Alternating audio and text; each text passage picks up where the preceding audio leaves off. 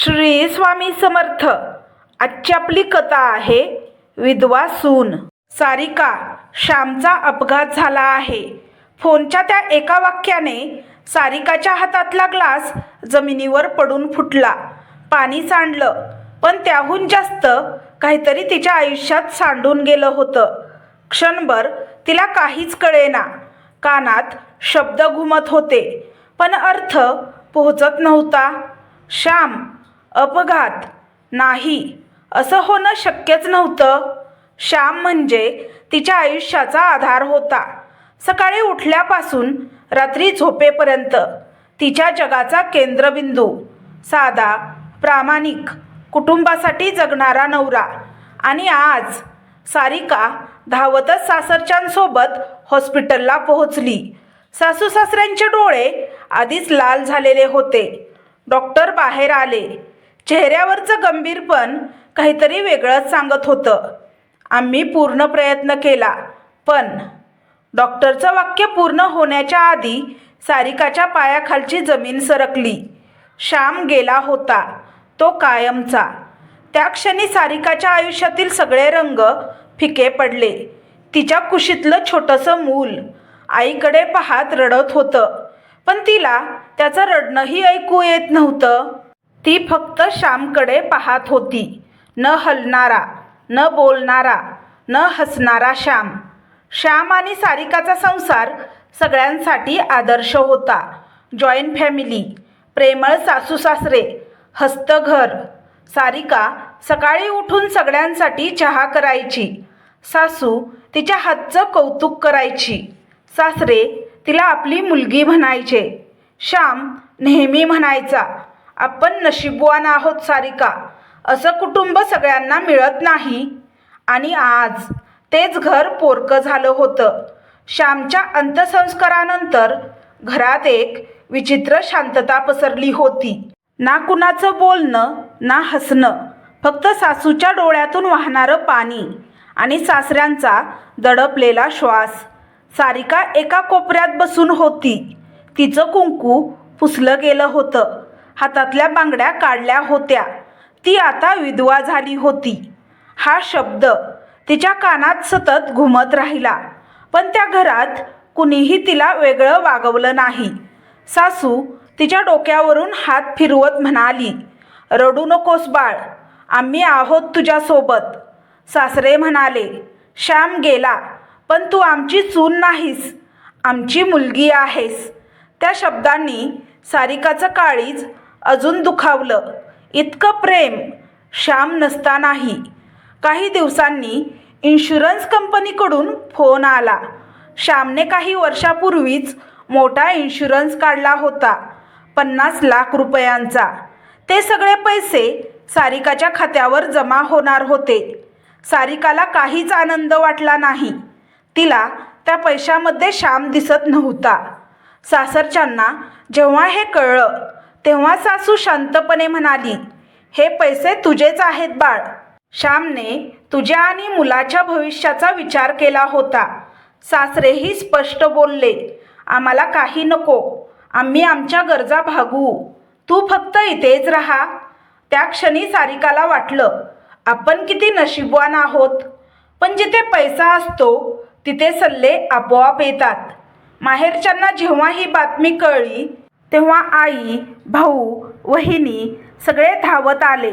सुरुवातीला सहानुभूती, अश्रू, गोड शब्द. आई म्हणाली, बाळ, खूप मोठा धक्का बसलाय तुला. भाऊ म्हणाला, आम्ही आहोत ना, काळजी करू नकोस. पण हळूहळू शब्द बदलू लागले. वहिनी एक दिवस म्हणाली, आता तू तिथे का राहतेस? नवरा नाही, ते घर तुझं राहिलं नाही. आईनेही होकार दिला. मुलीसाठी माहेरचं दार नेहमी उघडच असतं. सारिकाच्या मनात संभ्रम निर्माण झाला. खरंच जिथे नवरा नाही तिथे राहणं योग्य आहे का? एकीकडे सासरच्यांचं निस्वार्थ प्रेम, दुसरीकडे माहेरच्यांचे शब्द, आता तुझं घर नाही. रात्री झोप येईना. श्यामचा चेहरा डोळ्यासमोर येई. तो असता तर काय म्हणाला असता? मुलाला घट्ट मिठी मारून ती स्वतःशीच पुटपुटली. मी काय करू श्याम? माहेरच्यांचा दबाव वाढत चालला होता. सासरच्यांना काहीच कल्पना नव्हती की सारिकाच्या मनात वादळ उठलं आहे. आणि एका सकाळी सारिकाने निर्णय घेतला. तो निर्णय तिच्या आयुष्याला कुठे नेईल हे तिलाही माहीत नव्हतं. सारिकाच्या आयुष्यात दिवस उगवायचे पण उजेड नसायचा. सकाळ झाली तरी मन अंधारातच अडकलेलं असायचं. श्याम गेल्यापासून तिला वेळच थांबलेला वाटत होता.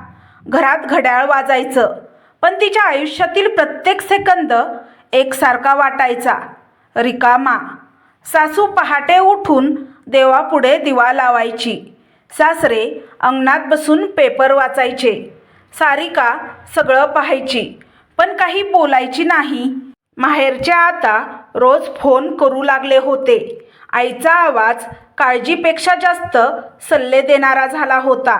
बाळ, अजून किती दिवस तिथे राहणार? आता तिथे कोणी आहे का? भाऊ म्हणायचा, तू एकटी आहेस, मुलाची जबाबदारी आहे. सासरचे काही दिवस सांभाळतील, नंतर त्रास देतील. वहिनी मात्र थेट बोलू लागली होती, आता ते घर तुझं नाहीये, तुझा नवरा नाही, मग तू कशासाठी तिथे राहतेस? हे शब्द सारिकाच्या मनात खोलवर रुतत गेले. एका संध्याकाळी सासूने तिला जवळ बसवलं. तिच्या हातात श्यामचा फोटो होता. त्यांनी सारिकाच्या माहेरच्यांसोबतचं बोलणं ऐकलं होतं. बाळ, सासू म्हणाली, तुझ्या डोळ्यात मला श्याम दिसतो. सारिकाच्या डोळ्यात पाणी तरळलं. सासरे शांतपणे म्हणाले, पैशाचा विचार करू नकोस, ते तुझ्या नावावर आहेत, तुझ्या सुरक्षिततेसाठी. पण तू इथेच राहा, आमचा नातू आमच्याजवळ वाढू दे. त्या शब्दात कुठलाही स्वार्थ नव्हता, फक्त भीती होती नातवाला गमावण्याची. त्या रात्री सारिका विचार करत होती. श्यामचा आवाज कानात घुमत होता, आईबाबांची काळजी घे, ते आपल्यावर खूप प्रेम करतात, ते आपल्याला काही कमी पडू देणार नाहीत. पण लगेचच माहेरच्यांचे शब्द आठवत होते, ते घर आता तुझं राहिलं नाही. तिचं डोकं फुटेल इतका त्रास होत होता. मुलगा झोपेत कूस बदलत होता. सारिकाने त्याच्या कपाळावर हात ठेवला. तुला कुठे नेऊ मी? तिच्या ओठांवरून शब्द निसटले. दुसऱ्या दिवशी सकाळी सासू स्वयंपाकघरात होती. सारिका चहा घेऊन त्यांच्याजवळ आली. आई, तिचा आवाज थरथरत होता. सासूने तिच्याकडे पाहिलं. त्या नजरेतच सासूला सगळं कळलं. तू जाणार आहेस ना? सासू हळूच म्हणाली. सारिकाच्या डोळ्यातून पाणी वाहू लागलं. ती मान हलवू शकली नाही, पण तिच्या शांततेत उत्तर होतं. सासरेही तिथे आले. बाळ, आम्ही तुला अडवणार नाही, पण एक विनंती आहे, नातवाला आमच्याजवळ ठेव, आम्ही त्याला सांभाळू. तुला जेव्हा यायचं असेल ये. सारिका अक्षरशः कोसळली. नाही बाबा, तो माझ्या श्वासासारखा आहे, मी त्याला सोडू शकत नाही. सासू रडत म्हणाली, पैसे ठेव, पण आमचं घर सोडू नकोस. सारिकाने कपडे भरले. तोच कपाट ज्यात श्यामचे कपडे अजूनही लटकत होते. ती थांबली. एक शर्ट हातात घेतला. ती शर्ट छातीत दाबून रडली. मी चूक करते का श्याम? तिचा श्वास तुटत होता. सारिका घराच्या उंबरठ्यावर उभी होती. मुलगा तिच्या काखेत होता. सासू सासरे दारात उभे होते. डोळ्यातून अश्रू ओघळत होते. सारिका वाकून सासू सासऱ्यांचे पाय धरते. मला माफ करा, मी कमजोर पडले. सासूने तिला मिठी मारली. देव तुझं भलं करो. माहेरी पोहोचताच वातावरण बदललं. आईने मिठी मारली. आता चिंता नको, हेच तुझं घर. भाऊ म्हणाला, इथे सुरक्षित आहेस तू. वहिनीचा चेहरा समाधानाने चमकत होता. सारिकाला क्षणभर वाटलं आपण योग्य निर्णय घेतला, पण मनाच्या एका कोपऱ्यात काहीतरी खुपत होतं. त्या रात्री सारिका अंगणात बसली होती. आकाशात चंद्र दिसत होता. सासरच्या अंगणातला चंद्रही हाच असेल हा विचार येताच तिच्या डोळ्यात पाणी आलं. तिला कळत नव्हतं आपण सुरक्षिततेसाठी आलो की आपल्या आयुष्यातील एकमेव आधार गमावून आलो. उत्तर अजून दूर होतं. माहेरी आलेल्या पहिल्या काही दिवसात सारिकाला थोडं हलकं वाटत होतं. आई सकाळी स्वतःहून चहा करून द्यायची. भाऊ मुलाला खेळवायचा. वहिनी गोड बोलायची. बघ इथे तुला कुणी विधवा म्हणून पाहत नाही, आई अभिमानाने म्हणाली होती. त्या वाक्याने सारिकाच्या मनाला क्षणभर दिलासा मिळाला. कदाचित आपण खरंच योग्य ठिकाणी आलो आहोत असं तिला वाटलं. पण माणसाचं खरं रूप फार काळ लपून राहत नाही. एका संध्याकाळी वहिनीने सहज विषय काढला. सारिका, तू आम्हाला गाडी घेण्यासाठी 5 लाख रुपये दिले. खूप मदत झाली. सारिका थोडी दचकली. तिला आठवलं सासरी असतानाच भावासाठी गाडी घ्यायची म्हणून तिने 5 लाख रुपये दिले होते. हो ठीक आहे, ती शांतपणे म्हणाली. पण त्या शब्दात एक वेदना होती. ती वेदना कुणालाच जाणवली नाही. वहिनी घर खर्चाचे कारणे सांगून तिच्याकडून 5,000, 10,000 घेऊ लागली. 2 आठवड्यांनी भाऊ संध्याकाळी तिच्याजवळ बसला. सारिका, तो थोडा संकोचून म्हणाला, मी एक फ्लॅट बघतोय. लहान मुलगा आहे. भविष्यासाठी घ्यायचा आहे. ती शांतपणे ऐकत होती. जर तू मदत केलीस तर. तो वाक्य अर्धवट सोडून थांबला. सारिकाने मान वर केली. किती पैसे? 20 लाख. तो आकडा ऐकताच तिच्या अंगावर काटा आला. दादा, सारिकाचा आवाज थरथरला. मी आधीच 5 लाख दिले आहेत. आता पुन्हा एवढे? वहिनी तिथेच होती. तिने लगेच हस्तक्षेप केला. तुझं सासर राहिलं नाहीये आता. नवरा पण नाहीये. आम्हीच तुला सांभाळणार आहोत ना. ते शब्द शस्त्रासारखे होते. म्हणून तुला आम्हाला पैसे द्यावेच लागतील, वहिनीने थेट सांगितलं. त्या रात्री सारिका झोपली नाही. तिच्या डोळ्यासमोर सासूचा चेहरा आला. पैसे हवेत तर ठेव, पण इथेच राहा. सासऱ्यांचा आवाज आठवला. आम्हाला काही नको. आणि इथे माहेरी प्रत्येक नातं पैशांच्या हिशोबात मोजलं जात होतं. तिने उशी ओलसर केली. पहिल्यांदा तिला जाणवलं आपण कुठे आलो आहोत. पैशाचा विषय तिथेच थांबला नाही. कधी आई म्हणायची घरात खर्च वाढलाय. कधी वहिनी म्हणायची मुलाच्या शाळेची फी. प्रत्येक वाक्यामागे एकच अपेक्षा, पैसे. सारिका आतून कोमेजत चालली होती. एक दिवस मुलगा रडत आला. आई, मामा ओरडले. त्या क्षणी तिचं काळीज तुटलं. सासरी असताना तो नातू होता. इथे तो ओझं ठरत चालला होता. संध्याकाळी ती आरशासमोर उभी राहिली. ती स्वतःलाच विचारत होती, मी कोणासाठी इथे आहे? पैशासाठी की प्रेमासाठी? उत्तर स्पष्ट होतं आणि ते फार वेदनादायक होतं. त्या रात्री तिला श्याम स्वप्नात दिसला. तो म्हणत होता, सारिका, माझ्या आईवडिलांजवळ तू सुरक्षित आहेस. ती दचकून जागी झाली. डोळ्यातून अश्रू वाहत होते. तिला स्पष्ट कळून चुकलं होतं. पैसे संपले की माहेरच्यांचं प्रेमही संपेल. आणि सासरच्यांचं प्रेम ते पैशाशिवायही होतं. सारिका सकाळी शांतपणे उठली. तिने मुलाला जवळ घेतलं. मनात एकच विचार होता, मी चूक केली आणि ती दुरुस्त करायलाच हवी. त्या सकाळी सारिका फार लवकर जागी झाली होती. तिने खिडकीतून बाहेर पाहिलं. सूर्य उगवत होता. पण तिच्या मनात मात्र एक वेगळाच प्रकाश पसरत होता. तो प्रकाश होता निर्णयाचा. मुलगा तिच्या शेजारी शांत झोपलेला होता. तिने त्याच्या कपाळावर हात ठेवला. आपण परत जाणार आहोत, ती हळूच पुटपुटली. सारिकाने बॅगमध्ये कपडे भरले. तिला माहीत होतं ती घर बदलायला नाही, आयुष्य दुरुस्त करायला निघाली आहे. आई तिच्या खोलीत आली. एवढ्या लवकर उठलीस? आईने विचारलं. सारिकाने शांतपणे उत्तर दिलं, आई, मी सासरी परत जाणार आहे. आई क्षणभर गप्प झाली. वहिनी धावत आली.